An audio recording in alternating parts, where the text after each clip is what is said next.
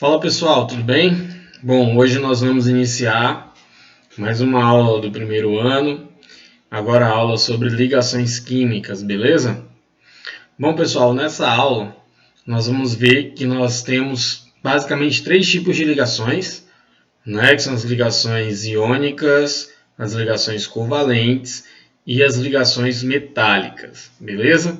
Então nós temos que entender o seguinte: as ligações químicas, elas são ligações intramoleculares, né? Elas acontecem dentro da molécula, de átomo para átomo, tudo bem? E aí ela pode ser classificada dessas três ligações que nós falamos agora, beleza? Então nessa aula nós vamos conhecer essas ligações.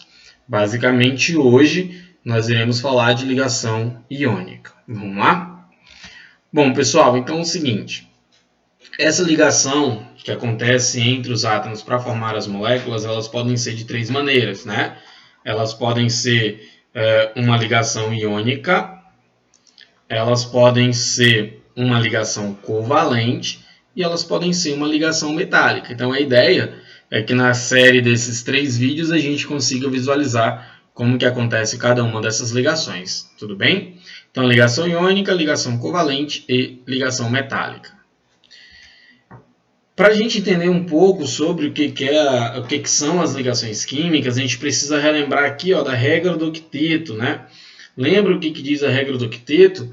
Que todo elemento químico ele só adquire estabilidade se ele estiver a configuração eletrônica igual à configuração dos gases nobres, a galerinha lá da família 8A. Então a galera da família 8A, né, hélio, neônio, argônio, genônio, criptônio e radônio, com exceção do hélio, todos possuem 8 elétrons na camada de valência, por isso que o nome é regra do octeto, tá? Então as ligações químicas elas acontecem com um objetivo, de tornar os elementos químicos aqui, estável, beleza? Então as ligações químicas elas acontecem para dar estabilidade a esses elementos, tá? Então não esquece disso não. As ligações, com exceção da ligação metálica, que a gente vai ver mais lá na frente, precisam obedecer à regra do octeto. Claro que existem elementos aí que não obedecem essa regra, que são exceções, né? Como o berílio, como o lítio, aí eles obedecem à regra do dueto, que é ter 2 elétrons na camada de valência, mas a maioria dos elementos precisam obedecer à regra do octeto. O que é a ligação iônica, galera? A ligação iônica, vocês têm que se ligar nas palavras-chave das ligações, tá bom? Então a ligação iônica é uma ligação que acontece por uma transferência de elétrons. E essa transferência de elétrons ela vai se dar obrigatoriamente entre metais e não metais. Então a gente pode dizer o seguinte: a ligação iônica ela vai acontecer entre os elementos do subnível S, que são os elementos metálicos, e os elementos do subnível P, que são os elementos não metálicos. Então a ligação iônica ela ocorre através de uma transferência de elétrons, tá? Então a palavra-chave aí está em destaque, é transferência. E esses elétrons eles serão transferidos sempre dos metais para os não metais. Tudo bem? Então não esquece, tá? Bom, então eu coloquei aqui como exemplo uma ligação bem comum, que é a ligação do nosso sal de cozinha aqui, nosso cloreto de sódio. Então o sal de cozinha é formado por 2 átomos. Então eu preciso ligar 2 átomos para formar o cloreto de sódio. Então eu vou precisar do sódio, que tem um número atômico 11, e eu vou precisar do cloro, que tem um número atômico 17. Então, ao distribuir eletronicamente o sódio, eu percebo aqui que na última camada ele tem um elétron, então isso significa que ele é da família 1A. Então, o cloro na última camada tem 7 elétrons, então significa dizer que ele é da família 7A. Então, eu já percebo que a ligação entre o sódio e o cloro ela pode ser sim uma ligação iônica, porque ela vai acontecer entre um metal e um não metal. Professor, como que eu vou saber se o elemento é metal ou se o elemento é não metal? Bom, se você não assistiu a aula de tabela periódica, volta aí na playlist, assiste essa aula, porque lá na tabela periódica nós conversamos o que é metal e o que é não metal, tá? Então, basicamente, a ligação iônica ela vai acontecer entre os elementos da família 1A, 2A e 3A, que são os elementos metálicos, e os elementos não metálicos, que são as galeras da família 5A, 6A e 7A. Então, nesse emaranhado aí de elementos, está faltando os elementos de transição, que são os elementos metálicos, né? O meio da tabela, então, os metais de transição. Mas os metais de transição eles vão fazer ligação metálica, então está lá na frente, isso a gente vai falar ainda. E está faltando também a família 4A. Então, a gente pode dizer para vocês o seguinte: o número máximo de elétrons perdidos e recebidos é até 3. Né? Então, eu só vou ter aí envolvido a família 1A, 2A e 3A e a família 5, 6 e 7A. Os elementos da família 4A eles fazem ligações covalentes, como é o caso do carbono, e aí eles não entram na ligação iônica. Tá? Então, vamos ver como que isso funciona. Olha só, a ligação entre sódio e cloro ela vai acontecer da seguinte maneira: o sódio é da família 1A e o cloro é da família 7A. Se o sódio é da família 1A, isso quer dizer que ele tem um elétron na camada de valência. Então, ele precisa doar esse elétron para o cloro, que tem 7 elétrons na camada de valência. Então, deixa eu voltar aqui para vocês perceberem. Ó. Se o sódio ele perde esse elétron, ele vai ficar com 8 elétrons na camada de valência. Olha só, 2 mais 6. Então, ele vai ficar com 8 elétrons na camada de valência. Fica estável. O cloro tem 7 elétrons na camada de valência. Olha só, 7 elétrons. 2 mais 5, 7. Então, ao receber esse elétron que sai do sódio, o cloro fica estável. Então, o objetivo da ligação iônica é que os metais doem seus elétrons para os não metais e assim ambos adquiram estabilidade. Lembrando que os metais, a gente viu em tabela periódica também, os metais têm tendência de doar elétrons, de perder elétrons, então eles são eletropositivos, enquanto os não metais eles têm tendência de receber elétrons, então eles são eletronegativos. Tudo bem? Então não esquece disso, tá? Se por acaso houver alguma questão, e aí a questão falar que essa ligação ela ocorre entre um metal e um não metal, você já sabe que essa ligação ela é iônica. Agora, professor, por que essa ligação ela é uma ligação iônica? Ela é uma ligação iônica, galera, porque ela produz íons. Né? Então, ela vai formar íons. Ela vai formar aqui ó, um cátion, que é positivo, que é originado do metal, que é originado da perda do elétron. E ela vai formar um ânion, que é negativo, que é originado do recebimento de elétrons de um não metal. Então, essas coisinhas em química nós já sabemos que quem perde elétrons fica positivo e quem recebe elétrons vira negativo. Só que agora, quem perde elétron é um cátion e quem recebe elétrons é um ânion. Por isso que a configuração é ligação iônica. Beleza? Até aí? Vamos lá? Então, olha só. De maneira geral, galera, você tem que notar o seguinte. Onde que acontece essa ligação iônica? Entre os metais 1A, 2A e 3A, entre os não metais 5, 6 e 7A. Vocês têm que notar o seguinte, todo mundo que é da família 1A tem um elétron na camada de valência. Todo mundo que é da família 2A tem 2 elétrons na camada de valência. Todo mundo que é da família 3A tem 3 elétrons na camada de valência. Então, se o elemento é da família 1A, ele tem que perder um elétron, então ele é mais 1. Se ele é da família 2A, ele tem que perder 2 elétrons, então ele é mais 2. Se ele é da família 3A, ele tem que perder 3 elétrons, então ele é mais 3. Então, esses elementos são eletropositivos, eles perdem elétrons, eles viram cátions. Os ametais, que a gente pode chamar também de não metais, são os elementos da família 5A, 6A e 7A. Se o elemento é da família 5A, isso quer dizer que ele tem 5 elétrons na camada de valência. Então, para ficar com 8, ele precisa receber 3. Então, ele é 3 menos. O elemento da família 6A tem 6 elétrons na camada de valência. Então, ele precisa receber 2 elétrons para ficar com 8. Então, sua carga é 2 menos. Se o elemento da família 7A, ele tem 7 elétrons na camada de valência, então ele precisa receber 1 elétron para ficar com 8, logo sua carga é menos 1.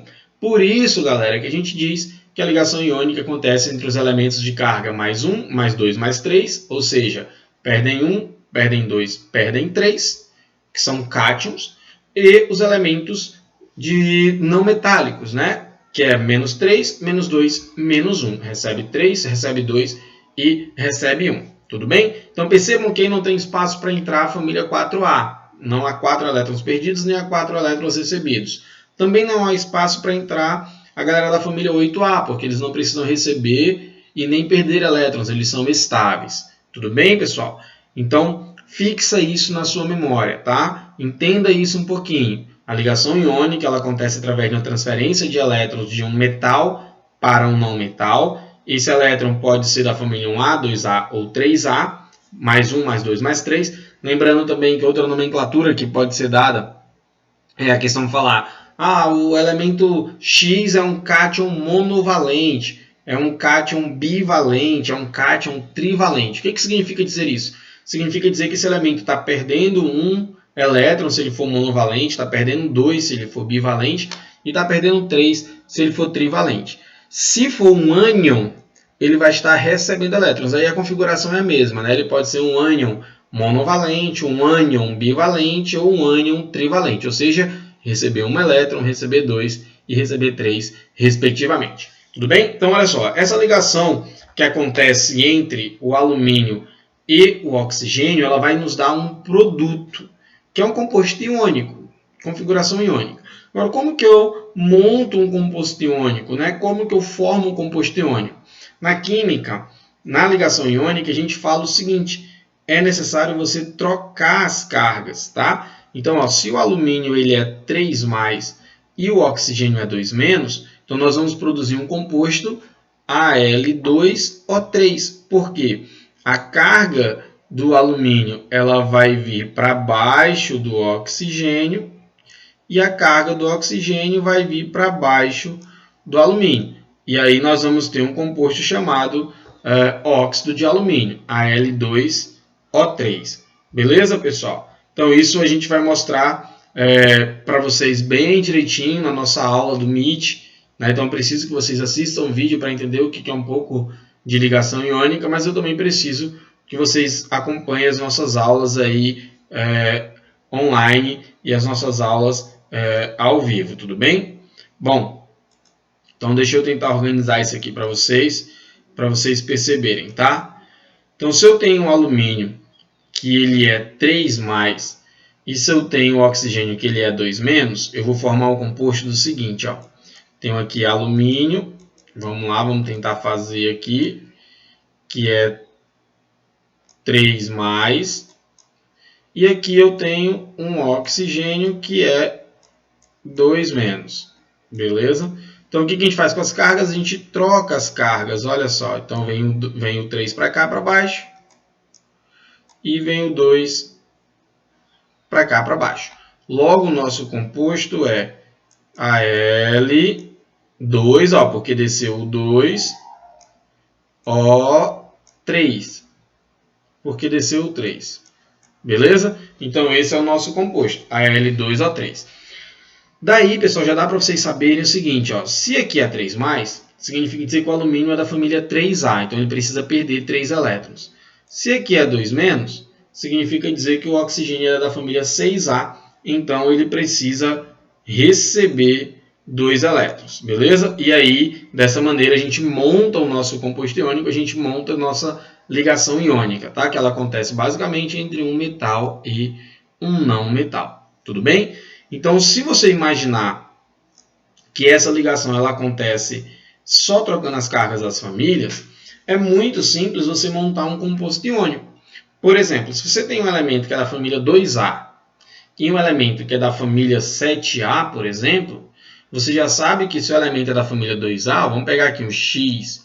Se o X é da família 2A, ele vai ter carga mais 2. Beleza? Se o Y é da família 7A, ele vai ter carga menos 1. Porque isso eu já sei, já entendi que se o elemento é da família 2A, sua carga é mais 2. Se ele é da família 3A, sua carga é mais 3. Se ele é da família 7A, sua carga é menos 1. Então, se eu já entendi o lance das cargas pelas famílias, por isso que é importante a distribuição eletrônica, para você identificar período e família, por isso que é importante você saber onde estão os elementos na tabela periódica, tá? Então, se eu já identifiquei a família, se eu já identifiquei a que grupo esse cara pertence, suas cargas, agora é só a gente trocar, ó. Então, se o elemento X é da família 2A, sua carga vai ser mais 2. Então, esse 2 ele vai descer para cá. Ó. Se o elemento ele é da família 7A, a sua carga vai ser menos 1. Então, esse menos 1 vai descer para cá. Ó. Tudo bem aí? Então, pessoal, a nossa molécula X mais Y, ela vai ser X. Deixa eu apagar aqui para fazer aqui mais embaixo, tá? Ela vai ser... acompanha aí, tá? Ela vai ser, ó, X, Y2. Beleza? X, Y2. Porque o 2 mais do X desceu para o Y e o menos do Y desceu para o X. Então, dessa maneira, pessoal, a gente consegue montar um composto iônico. Tudo bem? Só trocando as cargas. Mas, para isso, a gente precisa dominar se o elemento é metal, se o elemento é no metal, se ele perde ou se ele ganha elétrons. Beleza? Então, vamos lá. Característica desses compostos iônicos. Isso aqui é muito importante. As questões, principalmente de vestibulares e Enem, elas basicamente vão trabalhar com vocês as características dos compostos iônicos, que eles podem ser conhecidos também pelas suas características. Tá? Por exemplo, a questão vai falar que uma substância ela tem um alto ponto de fusão. Então, você não pode falar que esse composto ele é covalente. Ou a questão vai dizer que a substância ela apresenta brilho característico. Então, você não pode falar que isso é um composto iônico. Tá? Então, as características elas definem a substância, beleza? Então, vamos lá. Os compostos iônicos eles são sólidos a temperatura ambiente. Né? Então, normalmente eles são um pó branco. É só você lembrar do sal de cozinha. Eles são duros e quebradiços. Conduzem corrente elétrica quando fundidos em solução. Isso daqui, galera, ó, grifa isso daí. Anota isso no teu caderno, porque isso é uma característica muito importante dos compostos iônicos, tá? Composto iônico só vai conduzir corrente elétrica se ele estiver solubilizado em água, se ele estiver dissolvido em água, ou se ele for fundido. Fundido aí lembra, né? Lembra lá das primeiras aulas, quando ele deixa de ser sólido e vira a ser líquido. Mas em temperatura ambiente normal, no estado sólido, um composto iônico não vai conduzir corrente elétrica. Isso é a parte mais importante das características, tá? A questão com certeza vai te perguntar. Será que sal de cozinha conduz corrente elétrica? Será que água destilada, somente água, conduz corrente elétrica? Por que a água mineral ela vai conduzir corrente elétrica? Porque tem sais dissolvidos dentro dela, tá bom? Então, a única condição para se ter a condução de corrente elétrica nos compostos iônicos é se eles forem dissolvidos em água, beleza? E a última característica, esses caras possuem alto ponto de fusão e alto ponto de ebulição. É só você associar aí açúcar e sal de cozinha, por exemplo. Tá? Então, você consegue solubilizar o açúcar facilmente, ele consegue fundir facilmente, mas o sal de cozinha, isso não vai acontecer porque ele é um composto iônico, ele tem um alto ponto de fusão. Beleza, pessoal? Então, é isso. Eu espero que vocês tenham gostado. Na próxima aula a gente vai falar de ligação covalente. E até lá. Tchau, tchau.